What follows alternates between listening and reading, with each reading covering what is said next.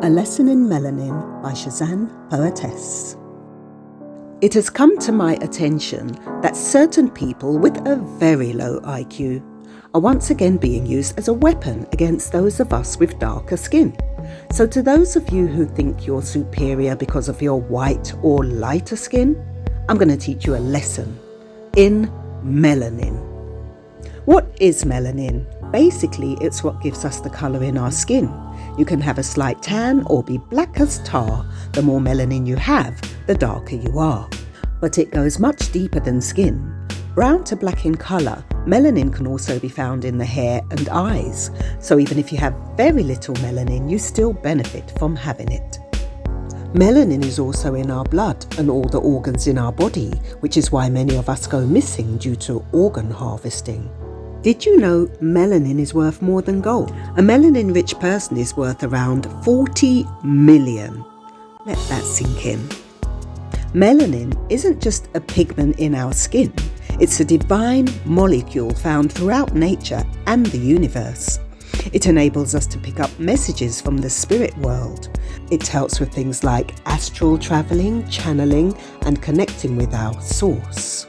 Melanin is activated by the sun. It absorbs radiation. The UV rays aren't harmful to us. It's where we get our energy from. We need the sun. And before you tell me to go back to where I come from, I'm still waiting for my reparations and my stolen inheritance that King Charles and his family have been living on. Melanin is a divine intelligence with a built-in defense. We are the real superwomen and supermen. A melanin deficiency can cause you to be disconnected spiritually, to lack real emotions, conscience, and empathy. For instance, if you see us being redlined into poorer communities, denied the same opportunities, treated unjustly by the criminal justice system, or being attacked by a mob of white men, do you step in or do you do nothing? Some of you actually believe the lie that the whiter you are, the better. But according to this genetics triangle, the black woman is at the top of the gene pool and the white man is at the bottom. She has the strongest genes, he has the weakest. Her mitochondrial DNA can create every other type of human being. This isn't racism, it's proven genetics. You can fact check it with your machines. But in order to steal our position, they created racism to put themselves at the top and the black woman at the bottom. They made the white woman the standard of beauty, claiming we were dark and ugly. But secretly they were doing tests on our bodies and displaying us publicly. Did you know over 30 years ago, their doctors were gene splicing, mixing our genes with pregnant white women, and now many of them have the shape of an African. And through social engineering, many dark-skinned women were left on the shelf for white men to scoop up. What a degradation. She's at the top of the gene pool and he's at the bottom. Yet while demonizing dark skin, they were secretly studying the link between melanin and the cosmos, yet their scientists will never admit that melanin and ether are the same thing. Before their system of white supremacy came along, black and white were never used to define skin tone, but by their new definitions, everything white became right and everything black became wrong. Even Asians joined in their delusion, developing a caste system, placing their melanin rich at the bottom. Chinese started whitening their skin, black women started bleaching, even white women started bleaching their brown hair blonde. Everyone fell for the social engineering which placed white men at the top and black people at the bottom. When you call yourself black or white, you're identifying with a system based on racial hierarchy, not culture, ancestry, or even biology. How would you like it if we said we're superior because of our melanin? Thinking you're superior because of your white skin is the dumbest thing. We were forced to integrate with you because in our own communities we were excelling. And even in a system built against us, we're still thriving. If Caucasian men were the true civilizers of humanity, they would have had no need to whitewash his story.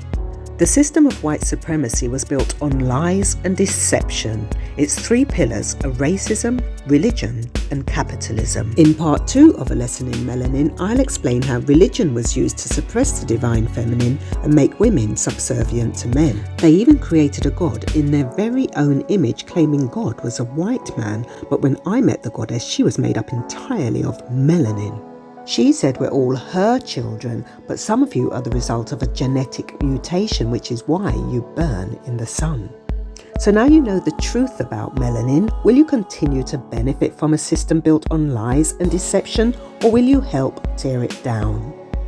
If this poem resonates with you, here are 3 things you can do. 1. Stop calling yourself black or white. Where exactly is black or white? Is it even right to define yourself by where you're from? I was born in England, but I identify as African Caribbean. 2. Educate yourself on melanin if you need more proof. I've put together a whole playlist for you on YouTube. So if you want to help stop racism, join the LOVE-olution. I believe that many white people feel powerless around black men and women because black people carry an inherent power. It's an essence, an aura, an energy that exists whether anyone acknowledges it or not. I don't even know if all black men and women even realize that they carry it, but I do. And I think the same white men and women who believe they hold all the power, the ones clutching that fake sense of power, they have no idea what they're actually feeling when they find themselves in the presence of a black man or a black woman. Something shifts. They begin to feel smaller, and that feeling becomes a threat. And the only reason they feel small is because they don't understand what they're experiencing. It's unfamiliar. And when something is unfamiliar, it's easy to label it as wrong, as a threat, as dangerous. So it must be destroyed. And the reason that I'm going to keep talking about it is because I believe that maybe instead of fearing it, they'll become curious about it. They'll start asking questions. They'll start having these uncomfortable yet brilliant conversations that will lead to a deeper awareness of themselves. I think that love begins to grow from a place of that kind of awareness. And maybe that's where racism starts to fade. 3. If you're at all human, join the LOVE-olution. Hi, my name is Shazan Poetess, and my sole purpose is to spread love through creativity, which I do through my books, art and poetry. And now I'm starting a LOVE-olution to help unite humanity and to help raise the frequency of the planet to love. If you'd like to be part of the LOVE-olution, join me over on my Patreon. If you go to the About page, you can read all about my vision to build 48 villages globally to help raise the frequency of the planet to love. When you become an Ascending Souls community member, you'll unlock all my creations to assist you on your ascension journey, including ebooks, audiobooks, MP3 downloads, art downloads, online courses, short stories, including The Sheep That Dare to Dream, and much more.